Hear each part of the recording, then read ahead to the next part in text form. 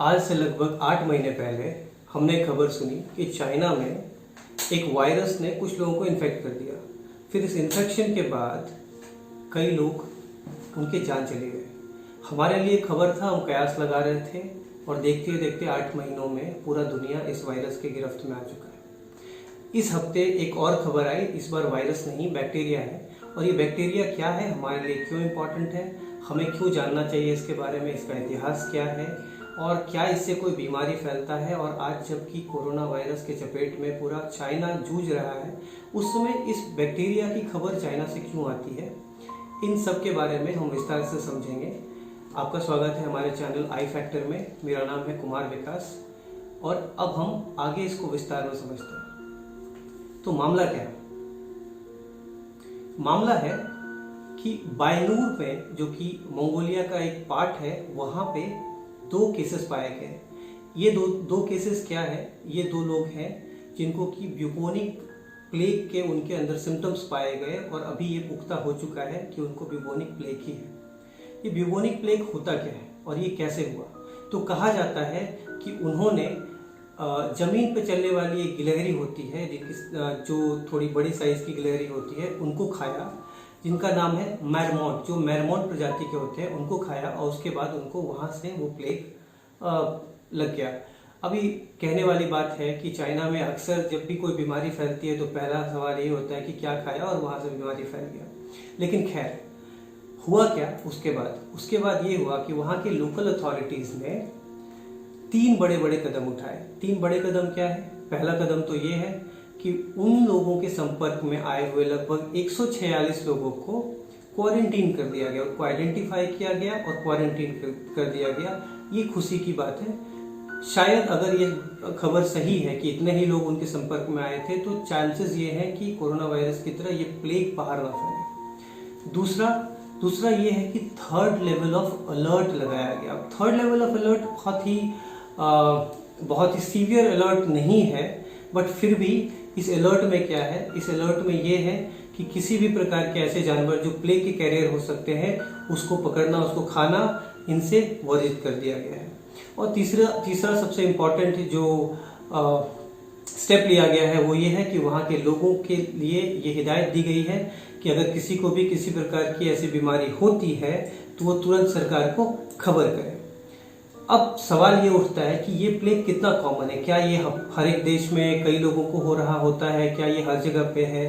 क्या कई लोग इससे प्रभावित हैं? तो अगर हम बात करें तो लगभग 2019 के नवंबर में, जब कोरोना वायरस की खबर की शुरुआत हो रही थी, उस समय लगभग 4 केसेस मंगोलिया में पाए गए थे। और उसके पहले भी अगर हम बात करें 2019 से 2018 के बीच में लगभग 26 केसेस पाए गए, जिसमें से 11 लोगों की मौत हुई। तो 26 केसेस, 11 लोगों का मौत, हालांकि जिंदगी और मौत बहुत सेंसिटिव इश्यूज है, मगर फिर भी 26 लोग, पूरी दुनिया में से 26 लोगों का पाया जाना बहुत बड़ी संख्या नहीं होती है। तो खैर, डरने वाली बात उतनी तो नहीं लग रही है।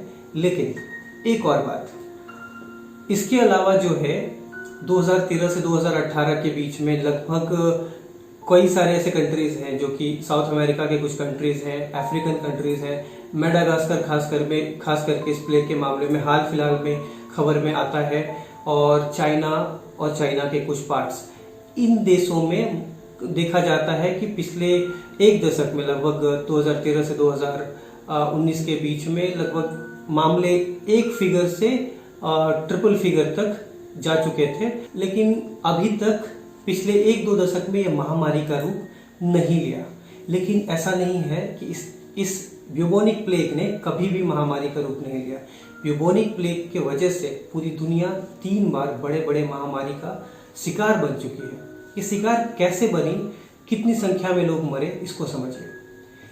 सबसे पहला, इस प्लेग की महामारी जो है सेंट्रल अफ्रीका से होते हुए, इजिप्ट से होते हुए, मेडिटेरेनियन के आसपास के सभी एरियाज में फैल गए। उन सारे एरियाज में फैलने के बाद कहा जाता है कि लगभग 3 से 5 करोड़ लोग इससे प्रभावित हुए और मारे गए। उसके बाद दूसरी बार ये प्लेग जो है महामारी बनके 1347 में एशिया से स्टार्ट हुआ, और एशिया से स्टार्ट होने के बाद क्रीमिया और यूरोप और रसिया के कई सारे हिस्सों में फैला, और उस समय सबसे भीषण रूप इसका दिखाई दिया लगभग 20 करोड़ लोग जो है इसके वजह से मारे गए। ये महामारी उस समय पूरे दुनिया के लिए एक आतंक साबित हो रही थी, लेकिन फिर तकरीबन 1894 में ये महामारी वापस से आई। जब ये महामारी 1347 में आतंक फैला रही थी, उस समय इसका नाम ब्लैक डेथ कहा जाता था, लेकिन 1894 में जब इसको थर्ड पेंडेमिक का नाम दिया गया, उस समय ये फिर से ओरिजिनेट हुई थी यूनान और चाइना में, और वहाँ से स्प्रेड होते हुए, हांगकांग होते हुए ये इंडिया में भी स्प्रेड हुई। आप सोचिए, उस समय केवल इंडिया में लगभग 1 करोड़ लोग मारे गए इस प्लेग की वजह से। ऐसी भीषण महामारी फैली थी। लेकिन हमने देखा कि ये प्लेग तो है, एक तरीके की महामारी फैली, 3 अलग अलग समय में ये फैली, लेकिन ये प्लेग आखिर होता क्या है, ये कौन से बैक्टीरिया की हम चर्चा कर रहे हैं, कौन से बैक्टीरिया की वजह से ये बीमारी आपको लग सकती है, उसको समझते हैं। तो ये जो ब्यूबोनिक शब्द है, इस प्लेग में ब्यूबोनिक शब्द आपने सुना होगा। ये शब्द दरअसल जो है ये ग्रीक का शब्द है। ये शब्द का मतलब होता है जो लिम्स होते हैं, हमारे हाथ पैर जो होते हैं, उसके जो जोड़ होते हैं, उस हिस्से को हम ब्यूबोनिक कहते हैं। तो ये जो ब्यूबोनिक प्लेग इसलिए इस बीमारी का नाम है क्योंकि इस बीमारी के सिम्टम में आपके इन जोड़ों पे सूजन हो जाता है, फूल जाता है और वहाँ पे दर्द होता है, बहुत बेतहासा दर्द होता है। इसलिए इस बीमारी का नाम ब्यूबोनिक प्लेग का नाम दिया गया है। लेकिन इसके कैरियर्स कौन होते हैं और कैसे होते हैं, इसको समझते हैं। तो आप सबने देखा होगा कि जो जानवर होते हैं हमारे यहाँ आसपास में, जो पशु होते हैं, उनके शरीर पे छोटे छोटे कीड़े पनप जाते हैं। ये छोटे छोटे कीड़े जिसको हम फ्ली बोलते हैं, फ्लीज का नाम आप लोगों ने सुना होगा। तो ये जो फ्ली होते हैं, ये इन छोटे छोटे जानवरों में, जिनको जो ब्यूबोनिक प्लेग की वजह से यार्सिनिया पेस्टिस से जो प्रभावित होते हैं, अगर इन्हें वो बीमारी है और उनके ऊपर ये फ्लीज बैठते हैं और उनसे ये फ्लीज भी इन्फेक्ट हो जाते हैं। जैसे ये फ्लीज इन्फेक्ट होते हैं, फिर ये जिसके भी संपर्क में आए, अगर आपके संपर्क में आते हैं और आपके शरीर में बैठते हैं, आपको काटते हैं, तो फिर वो आपको भी हो सकता है। या तो फिर जैसा कि चाइना का केस हमने देखा, वहाँ पे अगर आप इन जानवरों को खाते हैं जो इससे इन्फेक्टेड है, तो ये आपको भी हो सकते हैं। तो बेसिकली इनके जो कैरियर्स होते हैं या फिर जिनसे आपको इन्फेक्शंस हो सकते हैं, वो रोडेंट्स, स्क्विरल्स या फिर जंगली खरगोश होते हैं, जिससे अगर ह्यूमंस, अगर वो इन्फेक्टेड हैं, अगर ह्यूमंस उनके कांटेक्ट में, हम लोग उनके कांटेक्ट में आते हैं, तो हमें भी ये बीमारी हो सकती है। तो ना ही आए कांटेक्ट में, लेकिन हाँ ठीक है। तो ये फैलती ऐसे है, लेकिन अगर आपको ये हो गया तो कब पता चलेगा, कैसे पता चलेगा और कितने समय में पता चलेगा, ये बहुत महत्वपूर्ण है। तो मान लीजिए आज आपको इन्फेक्शन हुआ। अगर आपको infection animal to human infection हुआ, अगर आपको किसी फ्ली की वजह से या स्क्विरल की वजह से अगर आपको इन्फेक्शन होता है, तो लगभग 2 से 6 दिनों के बीच में आपको पता चलना शुरू हो जाएगा कि आप इससे इन्फेक्टेड है। आपको जो इसके इनिशियल सिम्टम्स होते हैं वो होते हैं फ्लू के, तो 2 से 6 दिन। लेकिन कई बार ये एयर इन्फेक्टेड भी होता है, हवा से भी इन्फेक्ट होता है। ये सबसे महत्वपूर्ण बात है समझना। अभी तक कोरोना वायरस से हम इतने डर रहे हैं, लेकिन कोरोना वायरस में एयर ट्रांसमिशन की चांसेस, पॉसिबिलिटीज बहुत कम है। बहुत सारे रिसर्चेस इसको प्रूव कर चुकी है, फिर भी इस तेजी से ये बढ़ रही है। इसके बहुत सारे कारण हो सकते हैं, लेकिन आप ये सोच करके देखिए कि अगर ये प्लेग, जो कि हवा से भी फैल सकती है, अगर आपको एयर इन्फेक्शन हुआ, हवा से अगर ये इन्फेक्शन हुआ, तो आपको लगभग 1 से 3 दिन के बीच में पता चल जाएगा कि आप इन्फेक्टेड हो चुके हैं। अब अगर आप इन्फेक्टेड हैं इससे, तो आपको पता कैसे चलेगा आखिर इसके सिम्टम्स क्या है। तो प्लेग है, इसके कॉमन सिम्टम्स होते हैं, जैसे कि पहला सिम्टम होता है इसमें फ्लू का। आपको ठंड लगेगी, सर्दी हो जाएगा, जुकाम हो जाएगा, खांसी होगा, आपको जो है मतलब शरीर में दर्द होना स्टार्ट हो जाएगा, बॉडी पेन करना स्टार्ट हो जाएगा, वोमिटिंग्स होना स्टार्ट हो जाएगी, छींकें आएंगी।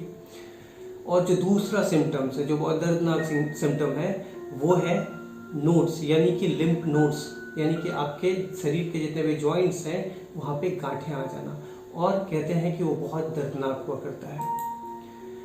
अब सवाल ये है कि हमने देखा इसका इतिहास इतना भयानक रहा है, उसके बाद हमने ये भी देखा कि इसके सिम्टम्स क्या है और ये कैसे फैलते हैं, लेकिन क्या इसका इलाज है?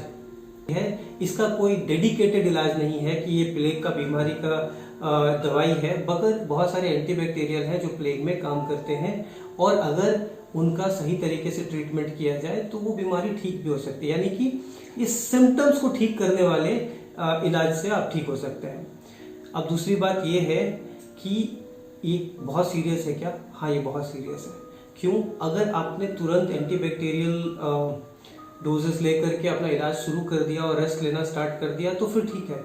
अगर ये अनट्रीटेड रह गया, आपने इग्नोर कर दिया, तो इसका मतलब ये है कि डेथ कंफर्म है।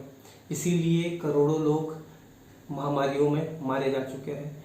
तो अभी तक हमने देखा कि ये बीमारी है क्या, कैसे फैलती है, आपको क्या जानकारी जानना ज़रूरी है। लेकिन कुछ सवाल नंबर 1, कोरोना वायरस के समय पे चाइना ने हमें बहुत जानकारियां नहीं दी, जिसकी वजह से पूरे देश को उसका भुगतान उठाना पड़ा। क्या यही कुछ केस कहीं ब्यूबोनिक प्लेग के बारे में तो नहीं है? आखिरकार पूरे शहर में अलर्ट क्यों लगाया गया? केवल 2 केसेस की वजह से? शायद क्या हमने सारी जानकारियां सही समझी है? क्योंकि मामला चाइना का है, इसमें कोई दो राय नहीं है, कोई बड़ी बात नहीं है। चाइना हमेशा से आयरन कर्टनिंग करती रही है, बहुत सारी खबरें छुपाती रही है। इस बार हमें क्या जानकारी मिला है, उस जानकारी पे हम कितना भरोसा कर सकते हैं, ये सबसे बड़ा सवाल है।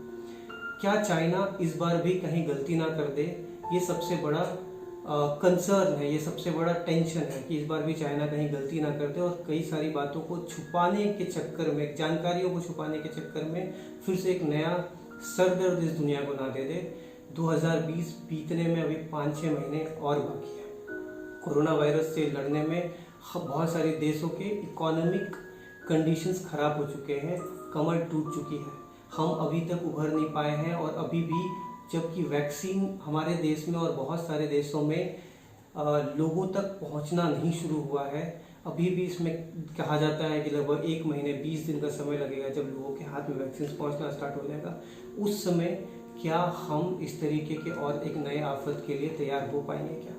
हालांकि अभी तक पिछले 1 दशक में जिस तरीके से हमने इस संकट से अपने आप को बचाए रखा है एक दुनिया के रूप में, वो काबिल तारीफ है, इसलिए डरने की बहुत ज़्यादा बात नहीं है। दूसरी बात ये कि इस एंटीबैक्टीरियल से इसका इलाज हो सकता है अनलेस ये महामारी के रूप में फैले, क्योंकि एक बार ये महामारी के रूप में फैल गया तो इलाज होने के बावजूद ये काफ़ी नुकसान पहुंचा सकती है। तो इस खबर के लिए इतनी ही जानकारी। धन्यवाद। अगर आपको वीडियो अच्छा लगे तो लाइक कीजिए और प्लीज़ सब्सक्राइब कीजिए। हम जल्द ही एक नए वीडियो के साथ आएंगे एंड कंप्लीट एनालिसिस बिना बकवास के आपको